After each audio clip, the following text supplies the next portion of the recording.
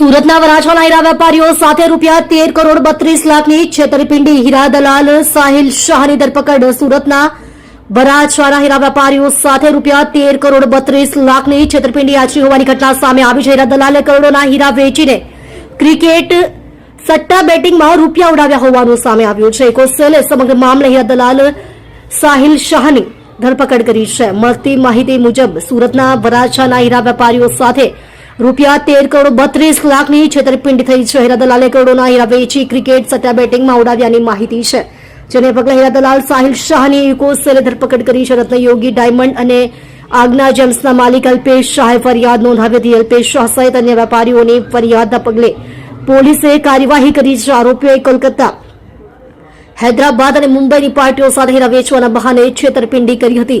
અલગ અલગ વેપારીઓ પાસે જાંગડ પર સહી કરી કરોડોના હીરા મેળવ્યા છે. હીરા અન્ય પાર્ટીઓને વેચી મારી રૂપિયા 13 કરોડ 32 લાખની રોકડી કરી.